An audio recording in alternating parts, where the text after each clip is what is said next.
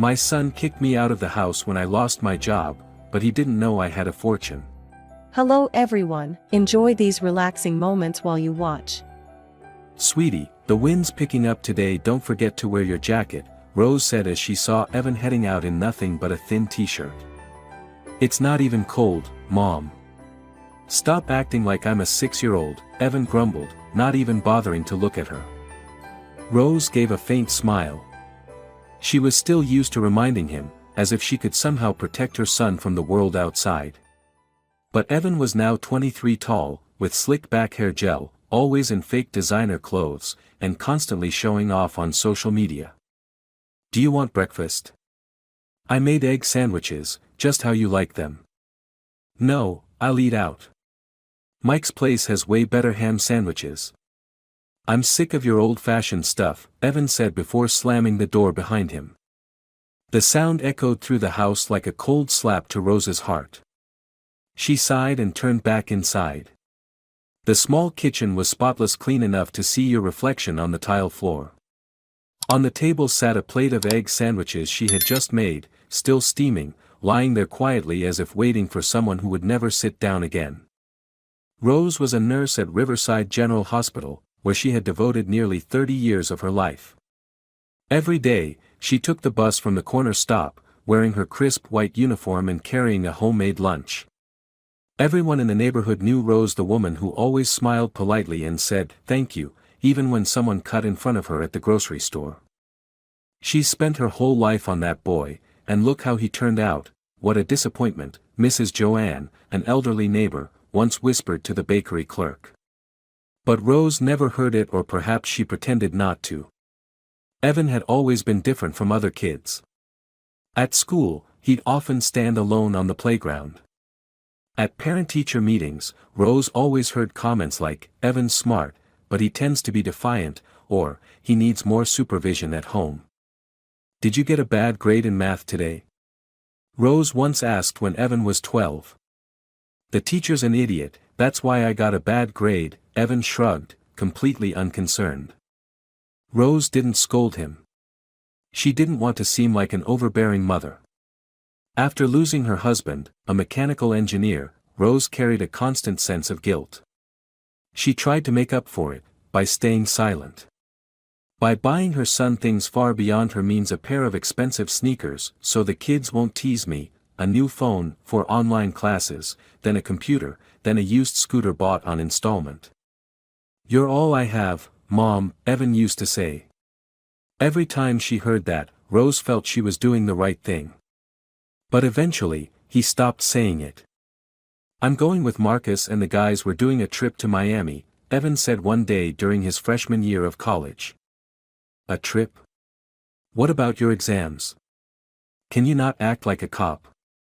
You're so outdated, Mom. You're nothing like my friend's parents." That word, outdated, cut like a knife. Rose didn't say a word. She just nodded and prayed every night that one day, her son would understand. But Evan never did. When he was expelled from college for fighting in the dorms, he didn't come home remorseful. He strolled in with his backpack, dropped it on the couch, and said casually, "I quit school. It's boring. Those classes aren't for me." Rose was stunned. Why didn't you tell me sooner?" "Don't make a big deal out of it, okay? I'm thinking of starting a YouTube channel and investing in crypto. You have no idea what the future looks like." "Are you sure?" Those things don't seem very stable." "What do you know? You're just a nurse." That hit harder than any slap. But Rose quietly stood up and made him a glass of water. The next day, Evan needed money for a new computer. He put his arm around her, kissed her forehead, and said, "Mom, you're the best person in the world. Help me this one time, and I swear I'll pay you back." Rose nodded. She took out a high-interest loan from Catherine, a woman who lent money at the old market. She didn't tell anyone. She didn't want her son to lose face. "I really appreciate it, Mom," Evan said as he opened the new laptop. But just a week later, he was yelling in the kitchen, "What the hell, Mom? The rice is burned again. Can't you do anything right? Rose bowed her head and apologized, then quietly went to her room to cry. There was a time she had to be hospitalized for exhaustion after 3 consecutive night shifts. While lying there hooked up to and 4, Evan called. "Mom, don't forget the phone bill this month. If the network gets cut, how am I supposed to do business?" Rose didn't respond.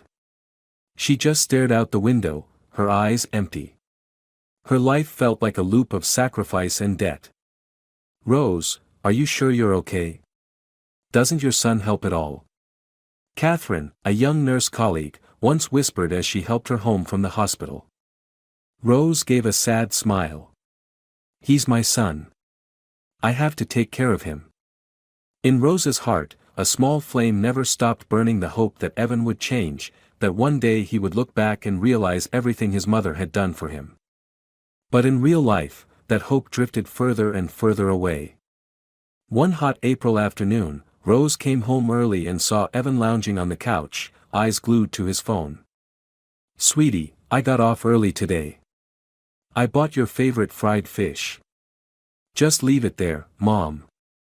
Guess what? I just placed a deposit on a new NFT. The market's buzzing right now." "NFT? Don't ask. You wouldn't get it." Rose put the fish down on the table. She didn't know what NFTs were. She only knew the fridge was nearly empty and she had just paid another installment on the laptop loan. She looked at her son, then at her own calloused hands. Maybe it was time to do something different. That night, after setting the table, Rose called softly, "I've been calling you. Didn't you hear me?" Evan didn't look up. "Hang on. I'm reading market news. Bitcoin's down, I might buy in. You could eat first and read after." Evan suddenly stood up, his voice louder. "You act like this food is some gourmet meal or something. Cold rice and dry fish, I don't even want it. This fish is fresh, I just fried it. It's still hot. Whatever. You eat it," he muttered and stormed off to his room, slamming the door. Rose sat there, staring at the fish. She had picked a better cut at the Mercado District Market, hoping to make him happy. Instead, all she got was contempt. She picked up a bite, but couldn't swallow. The next day, Evan came out of his room beaming, holding a paper. "Mom, can you sign this?" "What is it?" "An agreement to register on an online trading platform. I'm under 25, so I need a guardian to sign."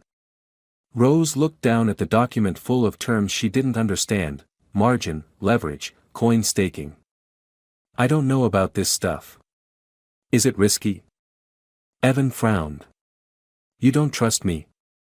You think I'm stupid?" "No. I just worry. I told you this is the digital age. Just sign. Once I make money, I'll buy you a new condo." Rose bit her lip and signed. She still held on to a sliver of hope that maybe, just maybe, he was finally trying to do something meaningful. But just a few days later, Evan knocked on her door at 11 p.m. "Mom, can you lend me some money? The guys and I are pooling in to buy during this market dip. It's a once-in-a-lifetime chance." Rose froze. "But I just paid your tuition last term, and the phone bill, and your computer. You're counting money with me now? You care more about cash than your own son." Evan growled. "No. I didn't mean that." "Then lend it to me. Didn't you always say you love me more than anything?" Rose nodded. The next morning, she went back to the market to find Catherine, her usual lender. "Catherine, can you lend me more?" "Just 1,500. Catherine frowned. "You haven't paid off the last one. And now this. Just this one last time. Please. I need it urgently." Catherine sighed. "I'll lend it. But interest will be double. You take that risk on yourself." "I understand. Thank you." Rose took the money, her hands trembling. She didn't know how she'd manage this time, but Evan's look the night before made her too afraid to say no. That night, as she handed over the money, Evan grinned, "Mom, you're amazing. I swear, I'll make it big this time." "Okay, just try your best." A week later, he screamed from his room, "Mom! Mom!" Rose rushed in. "What happened, sweetie?" "The platform crashed. I got scammed. It's all gone." Rose collapsed onto the floor. Her heart ached not because of the money, but because of the cruel truth. Evan hadn't learned a thing. In the days that followed, he began slipping into a dragged-out routine of doing nothing. No studying, no work, no reading. Just his phone and endless meaningless conversations with his friends on Discord. "Mom, I need money for the internet plan." "Mom, I'm out of body wash." "Mom, can you order food for me? My bank card's locked." Rose started losing weight. Her night shifts got longer. When she came home, the apartment reeked of cigarette smoke and empty beer cans. One day, she opened Evan's bedroom door to tidy up and found a strange girl lying in his bed wearing one of her shirts. Excuse me, who are you?" The girl sat up. "I'm Evan's friend." "Are you the maid?" Rose froze. "I'm Evan's mother." The girl smirked. "Oh, doesn't seem like it." Right then, Evan walked in and snapped, "Who said you could come in my room? Are you crazy? I just wanted to clean up a bit." "Clean what? Get out of here. Now." Rose looked at her son for the first time in her life. She felt afraid. Not of violence, but of the change. The child she once held in her arms now looked at her like a burden. That night, she stayed up. In the dim kitchen light, she wrote a few lines in her old notebook. "What did I do wrong? Am I a bad mother? But, without me, he has no one. I can't let go. I just can't." The next morning, Evan appeared wearing an old suit he had dug up from somewhere in the closet. "Mom, can you lend me more money? I've got a meeting with an investor." "Investor?" "Steven's friend. He's interested in my NFT game project." "Are you sure? Don't be such an old-fashioned mom. This is a huge opportunity." Rose shook her head. "I don't have any money left." Evan frowned. "That's a lie. You've always figured something out for me. Now you're just abandoning me." "No, I don't bother explaining. Just know this: if you don't believe in me, don't expect me to call you mom anymore." Rose stood speechless. That night, she secretly went to see Catherine again. "Catherine. I need another loan. I'll try to repay." Catherine looked at her coldly. "You're killing yourself, Rose. That boy's not worth it." Rose just nodded quietly. That night, while Evan slept after a live stream that went until dawn, Rose sat alone in the corner of the kitchen. The dim light reflected in her reddened eyes. In front of her was the same old notebook she had kept since she was a rookie nurse.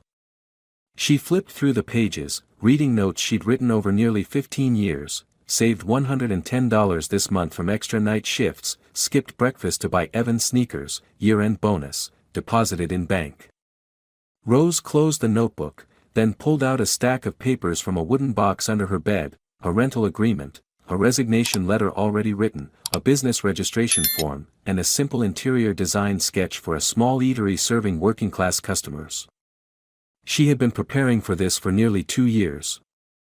Quietly. Step by step. Skipping one meal a day, trimming expenses every month. In her entire life as a nurse, she'd never spent recklessly. She had only one dream: to open a warm place for people like her, lonely, quiet, and overlooked. "I sent in my resignation this morning," Rose whispered to the old, faded wedding photo of her husband in its worn wooden frame. "Don't worry. I'm not crazy. I know exactly what I'm doing." A week later, over breakfast, Evan casually asked. "Aren't you going to work today?" "It's Tuesday." Rose lifted her coffee cup, trying to hide her trembling hand. "I'm on a short leave." "Leave?" Evan raised an eyebrow. "Tired again?" "You're getting old, Mom. You should just retire already." Rose gave a faint smile. "Yeah, I've been thinking about that too." Evan shrugged and didn't ask anything more. While Evan slept until noon, Rose quietly stepped outside. The place she'd chosen was an old, abandoned kiosk near the bus station where laborers often took breaks. The owner was Mr. Matt, a grumpy old man in his 60s who seemed honest enough. "You sure you want to rent this dump?" "Last guy went broke," Matt said, spitting onto the curb. "Yes. I'll fix it up. Doesn't need to be big, just a kitchen, a small counter, a few tables." "All right. But you clean it yourself. This place is full of dust and rats." "I'll take care of it." The next day, Rose came with a mop bucket, gloves, and big trash bags. She scrubbed each tile and picked up shards of broken glass. "You're working alone?" a woman's voice asked from behind. Rose turned to see Mary, a lottery ticket seller who usually stood near the bus stop, watching her curiously. "Yes. I'm just opening a little food place." "For who?" "For people who don't have money so they can still eat." Mary scoffed. "You're too nice for this world. People like you get walked all over." Rose said nothing. She already knew. Day by day, Rose got up at 4 a.m., prepped vegetables, cleaned, and learned how to use a second-hand industrial stove she bought from a liquidation sale. She also enrolled in a short course on food safety at a vocational center near Tucson Amtrak station. "I didn't think someone your age would still go to class," joked the young instructor named Matthew during one session. Rose smiled. "I just want to make sure I don't poison anyone." Matthew nodded, though he still looked at her with a hint of pity. Meanwhile, Evan remained lost in his virtual world. He live-streamed every night, cursing when he lost games, ordering food delivery using a credit card under his mother's name. Once, when Rose came home late, she found Evan fuming because the hamburger had the wrong kind of cheese. "Where the hell were you?" "I had to go downstairs and get my own food." "How humiliating." "I had things to do." "I told you to double-check your order." "Don't blame me. If this happens again, I'm moving out." Rose looked at her son, then lowered her head. She knew their time living together was coming to an end. A storm was coming. She could feel it. That night, she wrote in her notebook again. "Tomorrow I turn in my food safety application." I still haven't told Evan. He won't understand. But I'm not doing this for him. I'm doing it for me. 3 weeks later, Rose received her certificate. She completed her business license paperwork. The signboard, "Rose's Home Kitchen, Comfort Food for the Lonely," was printed with the last of her savings. "What's with the sign?" Evan asked when he saw her bringing it home. "Oh. I was just testing a design." "For what? A restaurant?" "You've got to be kidding me. You want to open a restaurant?" "Not a restaurant. Just a small place." Jesus. Do you even know what running a business means? Don't turn yourself into a joke. Rose tried to stay calm. "I know I'm not young. But I want to try." Evan laughed, then shook his head. "Whatever. But if you fail, don't come crying to me. I won't bother you." That night, Rose gently placed her final approval document in front of her husband's photo. "I did it, honey. I know I'm crazy. But if I don't do this now, I'll regret it forever." She took a deep breath. But all she felt was anxiety and loneliness. This dream, she was chasing it all alone. One early summer afternoon, Rose was on the phone with the hospital HR department, confirming the details of her contract termination, when Evan came out of the bathroom with one wireless earbud still in. Yes. I'm Rose Grant, employee number 9482. I submitted my resignation 2 weeks ago and received a response yesterday, but I'm unclear on the final steps. You quit your job? Evan shouted, cutting off her call mid-sentence. Rose turned around, her hands visibly shaking. What did you just say? Evan rushed over, grabbed the phone from her hand. Hello? Forget it. My mom quit. It's over. Then he slammed the phone onto the table. His eyes blazed with fury. You really quit? Are you out of your mind? You think cooking on the damn sidewalk is some noble career now? Son, listen to me. I didn't quit just to relax. I have a plan. A plan? Who the hell's gonna pay the rent? The bills? What about me? You planning to let me starve? Rose's voice was faint. I'm not abandoning you. I just want to change my life. Change? You're almost 60 and still dreaming. Did you even think about me? You're an adult now. I believe you can stand on your own. Evan slammed his hand on the table, making the glass of water spill. I don't want to live with some useless old woman. Get the hell out of my house. Rose stood frozen. Her heart felt like it shattered. The home she had spent 25 years paying off was now his house. A son who never paid a single bill for electricity or water was now screaming in her face like she was a freeloader. The room went silent for a few seconds. Then Evan's bedroom door burst open, and he dragged out an old suitcase. Here, your stuff. Your clothes, those old pots and pans. Get out. I don't want to see your face in the morning. I'll leave. But, son, this house is in my name. Evan sneered. But you're not living here anymore. I don't allow it. Just then, there was a knock at the door. It was Natalie, Evan's new girlfriend, a red-haired girl with long acrylic nails and a revealing outfit. What's all the noise? Natalie asked, holding up her phone mid-live stream. Nothing, just kicking out a toxic person from our new love nest, Evan said, throwing his arm around her. Rose looked at the scene like she'd been struck by lightning. You're really not going to leave? Natalie snapped, her eyes full of disdain. I'll go, Rose replied, her voice barely more than a whisper. She packed in silence. A few old outfits, a worn scarf, her husband's photo frame, and a cracked leather notebook all placed into a cloth bag.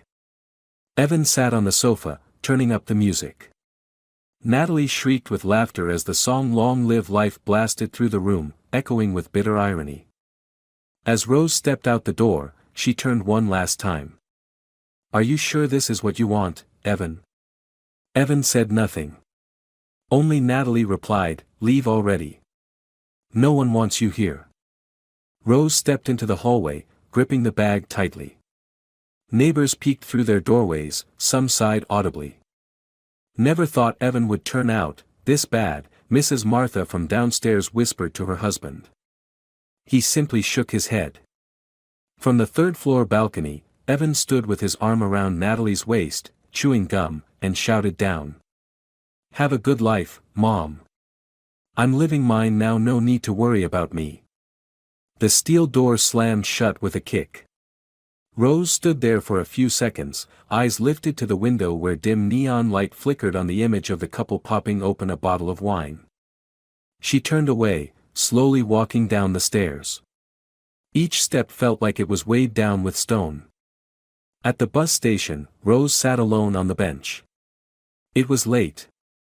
A homeless man approached her.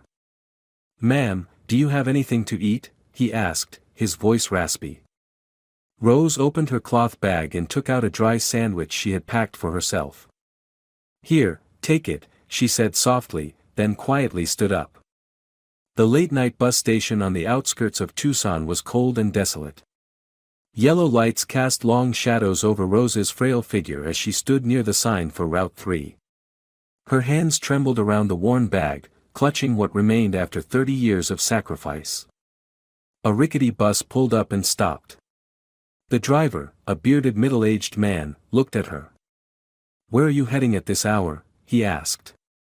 "The last stop. I just want to ride a little." He furrowed his brows. "End of the line's just the depot. There's nothing there. It's okay. I just need to sit for a while." He sighed and opened the door wider. "Hop on. But it gets cold." Rose stepped on and sat in the last row. She leaned her head against the window. The streetlight swept across her face like meaningless strands of time. Her eyes landed on a small photograph in her bag, her husband and son when Evan was 2. Back then, Evan used to hug her and whisper, "I love you the most, Mommy." Now. The bus stopped at a quiet station. She got off and walked 2 blocks to an old boarding house she once stayed in after getting married. It was still open for daily rentals. She knocked. Mrs. Paula, the nearly 70-year-old landlady, opened the door. "Rose? Is that you?" Paula said, surprised. "Hi, Paula. I need to rent room number 2. Just for a few days." Paula looked at her cloth bag, her pale face, and sighed. "Go on up. No deposit needed." "Thank you." Inside, the ceiling light flickered weakly. The room looked exactly like her memory: stained walls, a rickety wardrobe, and a jammed window. She sat on the bed and began folding her clothes carefully, as if she were still a mother preparing for work the next morning. The next morning, she decided to walk to the eatery being renovated near the bus station. There was no time to mourn. Meanwhile, back at the 3rd-floor apartment that used to be her home, the scene was completely different. Loud music pounded, the air thick with alcohol and smoke. Natalie, wearing a sheer nightgown and barefoot, danced around the living room while Evan lounged on the sofa, holding a beer and laughing with friends over livestream. "You really kicked your mom out?" Chris, Evan's best friend since high school, asked through the camera. "I didn't kick her out. I just cleared the bad vibes," Evan replied smugly.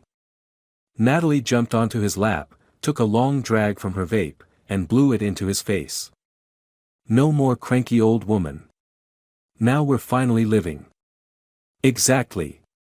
I'm the master of my life now," Evan shouted. His friends laughed. One yelled, "So it's official, Casa de Evan is open." "But what are you gonna do to survive?" Chris asked. Evan shrugged. "Online business. Content creation. NFTs. So many things." Chris scoffed. "Yeah. Who's paying for electricity, water, Wi-Fi?" Evan looked away, voice softer. "I'm working on it. Or are you just hoping your mom comes back?" Chris smirked. Evan didn't reply. He quietly drained his beer, eyes glancing toward the empty fridge. The next day, when Evan stepped into the hallway, he ran into Mrs. Stella from downstairs watering her plants. "Hello, Evan," she said flatly. "I heard your mom moved out." "Yeah.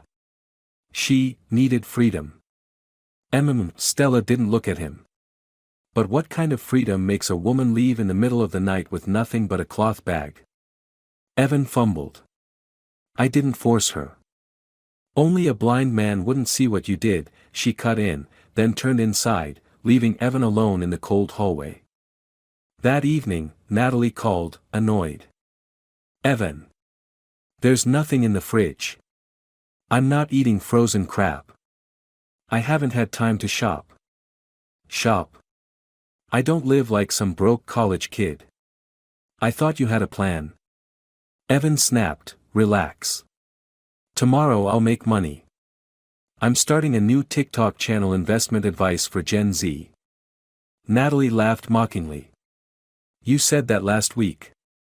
Don't tell me you're waiting for your mommy to come back and save you."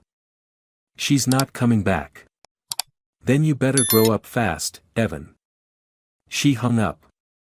Evan threw his phone onto the couch, his face red with rage. 3 days later, the electric bill arrived. Nearly $200. God damn it, why the hell is it so high? Evan cursed. He called Chris, "Can you lend me $100? Chris replied curtly, "No. I don't lend money to guys who kick their moms out." Then hung up. Evan tried calling others, no one answered. Some had blocked his number. Message after message popped up, "Don't contact me again." Meanwhile, Natalie silently packed her things without saying a word. Where are you going?" Evan asked. "Home. I can't sleep with rats squeaking in the kitchen and my stomach growling. But I need you here. What you need is a mom, not a girlfriend." The door slammed shut. Evan sat alone in the messy apartment, the flickering lights above barely hanging on. After Natalie left, Evan sat frozen on the couch for over 2 hours, his empty eyes fixed on a TV screen that was turned off. The apartment was terrifyingly quiet now. No mother. No girlfriend. No one to boss around. Nothing to eat. He opened the fridge. Inside, there was only an expired carton of milk and 3 packets of instant noodles. God damn it, he cursed, slamming the fridge door shut. His phone flashed a low battery warning. He plugged in the charger, but the outlet was dead. Stepping into the hallway, he checked the mailbox and found a notice from the power company, "Service termination due to non-payment." Son of a bitch. Evan shouted, kicking the door hard. He opened his banking app. His account balance was just $4.87. All his credit cards were maxed out. He tried logging into his e-wallet, zero balance. He dialed Chris. No answer. Called Steven. Busy signal. Tried Adrian, a guy he once studied NFT investing with. Someone finally picked up. "Hello. Adrian. It's me, Evan. Listen, man, I'm in a tight spot. Can you loan me a few $100? I've got a new project, guaranteed high returns." There was a long pause. Then Adrian answered coldly, "I heard what you did to Daniel with the startup money. I'm not an idiot." "What?" "That was a misunderstanding. Don't call me again." Click. Evan threw his phone onto the couch, his head boiling with rage. He went online and posted a plea. "Anyone who trusts me, please help me during this tough time. I just need $200. Promise to repay within a week." The comments came fast and cruel. At Sofia Ruiz, the guy who kicked his mom out is now begging. Hilarious. At Pablo Gonzalez, no one helps a traitor to his own blood. You made your bed. At Annabelle Martin, pretty sure your mom's finally at peace now. Evan read every line, his hands clenched, lips trembling with rage. You bastards. You don't know anything, he screamed into the empty room. No one answered. 3 days later, after finishing the last of the noodles and drinking tap water to fill his stomach, Evan decided to start selling his stuff. First was the 50-inch TV posted online at half price. A buyer named Michael came the same afternoon. This still work? Michael asked, eyeing the messy apartment. Yeah. Works fine. Still under warranty. Michael nodded, paid cash, and carried it out. Evan watched him go, torn with regret, but hunger left him no choice. The next day, he sold the Bluetooth speakers, then the gaming chair, the Polaroid photo printer, and even his fake Rolex watch. When there was nothing left of value, Evan looked around the apartment. All that remained was a broken chair and a filthy mattress on the floor. Late one night, there was a loud banging on the door. Bang! Bang! Bang! He jolted up and ran to the door. Who is it? No answer. Only a faint scratching sound like fingernails dragging across the wood. He peeked through the peephole. No one. But when he opened the door, he recoiled in horror. A severed pig's head, soaked in blood, sat on the doormat. Beside it, a note, "Pay up before I come back, $3,200. No pay, I take bone." He panicked, slamming the door, locking all 4 bolts, and shoving the fridge in front of it. Sweat poured down his face. "Mom. Mom," he murmured unconsciously. But the apartment was cold as stone. No reply. Only the electric fan sputtering in the corner. The next morning, he tried calling Catherine, the loan shark his mother once borrowed from. "Catherine, this is Rose's son. My mom, she used to borrow money from you. Do you know where she is?" "No. She quit her job months ago and disappeared," Catherine answered bluntly. "Do you have another number? Anyone who might know?" "I'm not your detective. Maybe focus on repaying what's owed. Your mom borrowed and paid back. All you do is leech." Click. He collapsed onto the floor. Dark circles under his eyes, his stomach growled with hunger. He cried silently, only soft gasps heard alongside the fans whirring. That afternoon, he dragged himself to the hospital where his mom used to work. "Excuse me, does Rose Grant still work here?" he asked a nurse filling out charts. "Mrs. Rose?" The nurse, Jennifer, furrowed her brow. "She left 3 months ago. I'm new here, I've only heard the name. Did she leave any contact info?" "I'm her son." Jennifer gave him a skeptical look. "I heard she was kicked out of her home." "That was you?" Evan froze. "I don't know where she went. But I heard Catherine mention, she's opening something near the bus station." "Which bus station?" "Not sure. Just remember something about South Point." Evan nodded and walked away quietly. That night, he lay flat on the floor, flashes of memory playing through his mind. His mother cooking soup when he had a fever. His mother mopping the floor each morning. His mother wrapping a scarf around him before school. His mother sneaking to cut his hair because they couldn't afford a barber. His mother dialing quietly to borrow money. Now, all of it was just a stinging memory. He woke up the next day near noon, his head pounding. The mattress smelled moldy, the floor was littered with trash and empty beer cans. A dull, gnawing hunger made him dizzy. He crawled to the kitchen, empty cupboards. The stove wouldn't turn on. He picked up his phone, no signal. The screen displayed, "Service suspended due to non-payment." "Damn it!" Evan roared, slamming the phone to the ground. Right then more pounding at the door. Bang! Bang! Bang! "Who's there?" Evan cried, voice shaking. "It's me." "Open up," a deep, gravelly voice answered from outside. Evan's heart stopped. It was Carl the Bull, a notorious debt collector from Riverside. Evan had heard stories of Carl breaking legs over $300 debts.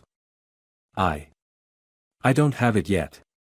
Give me a few more days." "Don't care. You've been dodging us for a week. Come out and talk like a man." Evan shoved the fridge tighter against the door, heart racing. He shouted. "I'll pay. I swear. Just give me time." Bang! Bang! Bang! The door shook under repeated kicks. Something metal scraped against it. Evan heard a low, sinister laugh. "Next time, I won't knock, Evan. I'll bust in and drag you out like a dog. 3 days. No more." Then silence. Footsteps fading away. Evan collapsed onto the floor, soaked in sweat. He trembled, tears streaming down.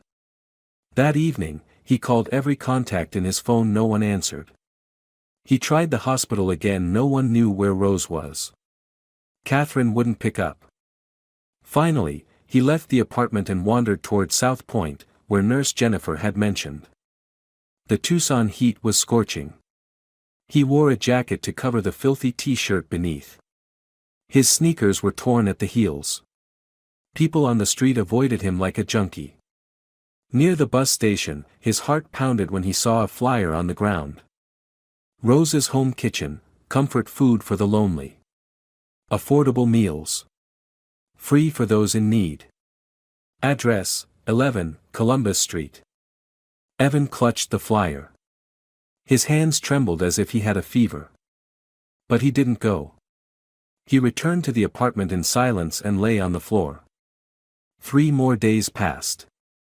The power was still out. The water barely ran. Each morning he woke up in darkness, unsure what day it was. On the 3rd day, he heard footsteps stop outside his door. Then a low voice. "This is the place. Start the watch from today."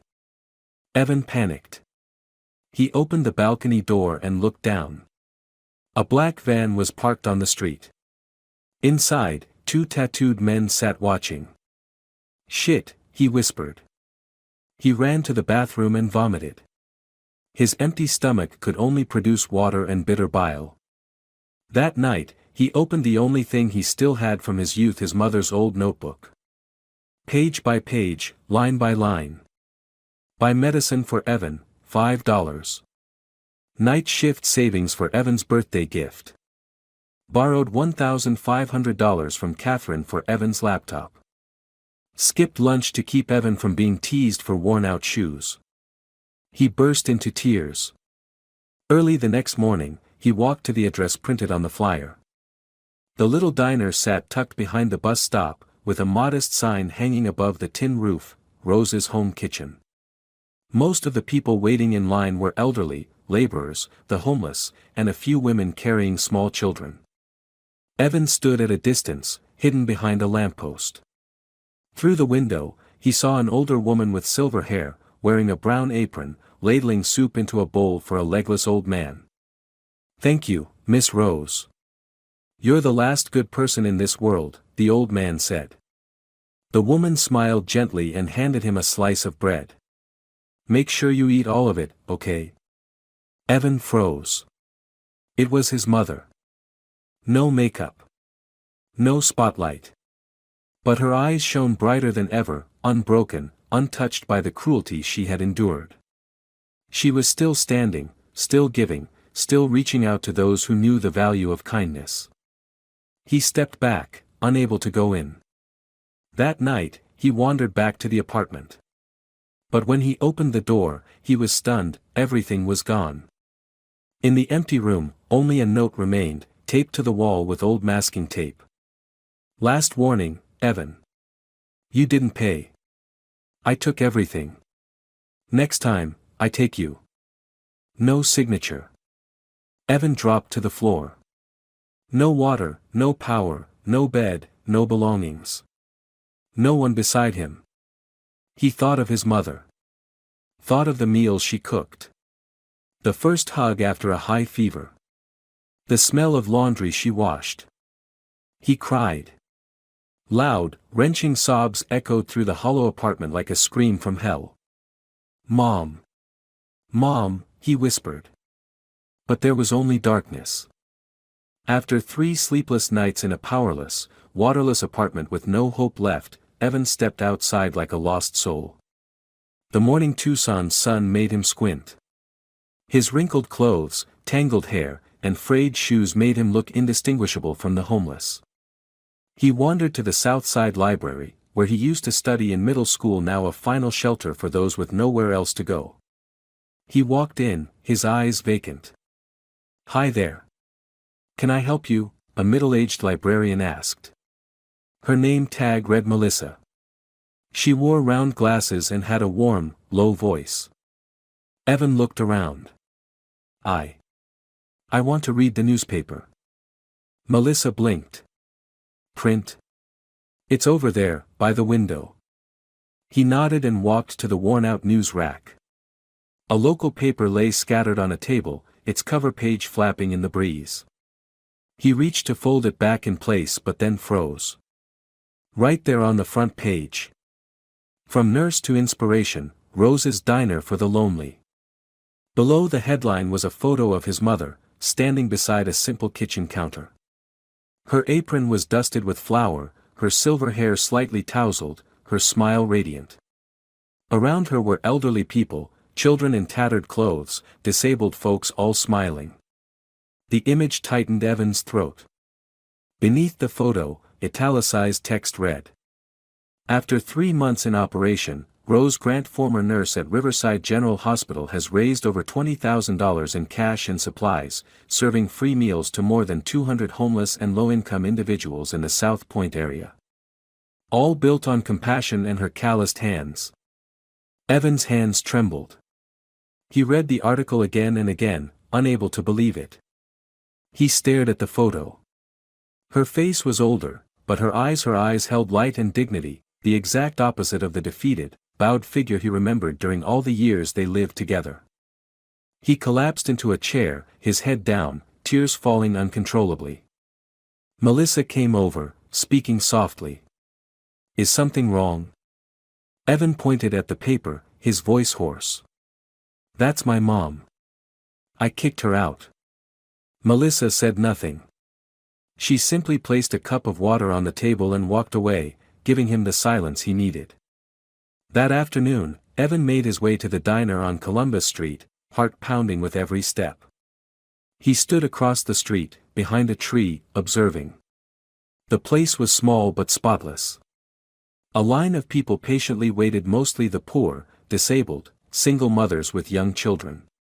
In the open kitchen, Rose ladled soup into stainless steel bowls, her hands steady, her eyes kind. An elderly man with crutches stepped forward, voice trembling. "Miss Rose, I slept at the bus stop last night. Someone stole my blanket." Without hesitation, Rose turned and retrieved a small fleece blanket from behind the counter. "This one was just donated this morning. Take it. It's going to be cold tonight." "You're an angel," the old man whispered, moved to tears. Rose only smiled gently. "I'm just doing what everyone should do." Evan took a step forward, hands clenched, feet heavy like they were made of stone. A young boy, about 6 years old, ran up to Rose and handed her a colored pencil drawing. "I drew you. Miss Melissa says you're like a mom Santa Claus." Rose knelt down, hugging the boy. "Thank you, sweetie. It's beautiful." Evan couldn't stand it any longer. He turned to leave, but his legs refused. Finally, as the crowd thinned, he slowly approached the diner entrance. Rose was taking out the trash. She hadn't seen him yet. "Mom," his voice cracked. Rose turned. In that moment, time stopped. She looked at her son, thin, disheveled, sunken eyes and red rims. But there were no tears in her eyes. Only silence. A long, long silence. Evan stepped closer and dropped to his knees on the sidewalk, in full view of passers-by. "Mom. I'm sorry. I was wrong. It was all my fault. Please don't just look at me like that, say something, please."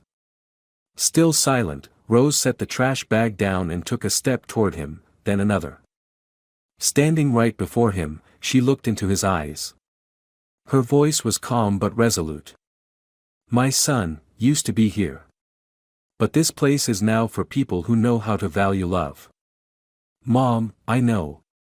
I don't deserve it. But I really. Mom, I don't have anyone left." Rose was quiet. Then she slowly reached out and placed a hand on his shoulder. That same hand that once soothed his fevers was now frail, but firm. "I forgive you. But forgiveness doesn't mean things go back to how they were. Forgiveness is for my peace. As for you, I have nothing left to give, except a prayer. Every night, I pray that one day you'll learn how to live with kindness." Evan sobbed. Gut-wrenching sobs that made even the bystanders quietly turn away. An old man murmured, "He should have realized sooner." Rose spoke softly, yet clearly, "Stand up, son. Stop crying.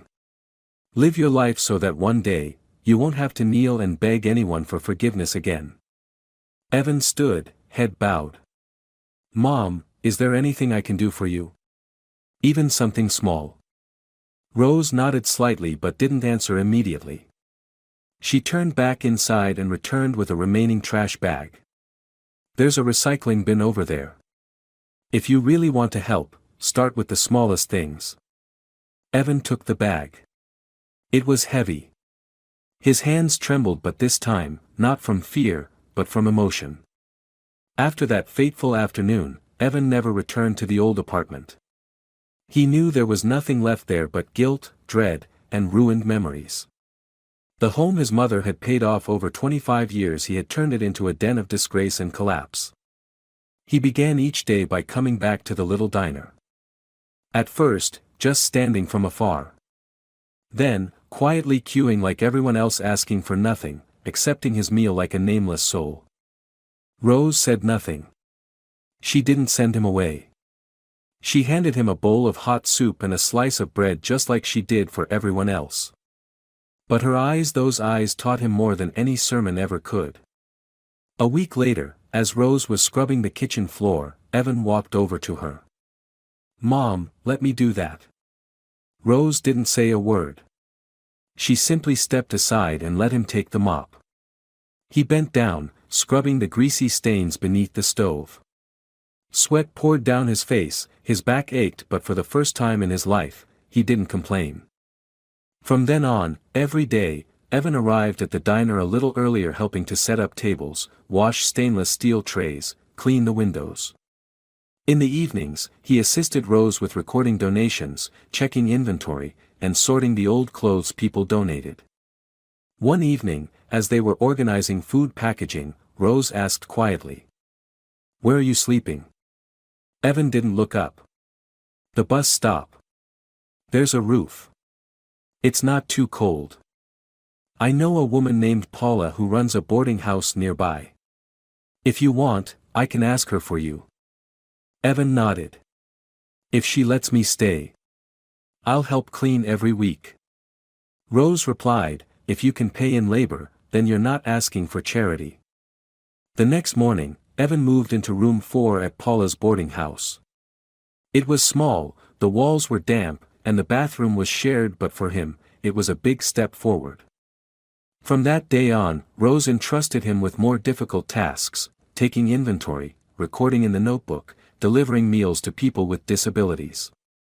The more he worked, the more Evan realized how much he had missed over the years. One afternoon, Evan brought a meal to Mr. William, a blind elderly man.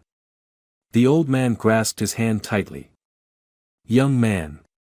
Miss Rose is the reason I still believe the world hasn't completely rotted. Take care of her. She's like a light in the dark." Evan lowered his head, eyes stinging. 2 months passed. One day, Rose came down with a high fever. Her face flushed, body trembling with chills. Evan panicked. "Mom. Are you okay? I'll call an ambulance." Rose shook her head. "No need. It's just a light cold." "No. You need to rest. I'll handle the diner." Rose tried to sit up. "By yourself?" Evan held her hand. "You used to do it all alone. Now I'll do it with you." That day, Evan coordinated everything, assigned roles to volunteers, received vegetables from Mary, sorted out a batch of damp rice, and personally served every bowl of soup. That night, Rose woke up to see Evan beside her, dark circles under his eyes, holding the accounting notebook. "You're awake," he smiled with relief. "You tired?" "Yeah. But I'm not giving up." Rose looked at her son for a long moment. "So, you've grown." A week later, Rose returned to the kitchen, but she no longer worked as the head cook. She handed that role to Evan and took over bookkeeping and welcoming the people who came for meals. One day, she stood before the diners and spoke slowly. "We've had days of hunger. But nothing hurts more than being cast aside by your own family. My son and we've had to relearn how to be human. The whole diner applauded. Evan stood behind the counter, head bowed, tears streaming down his face. One morning, a well-dressed man entered the diner. His name was Joseph, chairman of a regional charity organization in Arizona. "Hello, Miss Rose. I read the article about you. I'd like to partner with Rose's Home Kitchen." Rose smiled. "We don't have much, just heart." Joseph handed her a folder. "We want to open 3 more branches modeled after your diner. If you agree, we'll fund all the equipment. But we need someone to manage operations." Before Rose could respond, Evan stepped forward. I can do that." Joseph looked at him. "And who are you?" "Her son. I used to be terrible. But now I want to give back everything my mother gave me."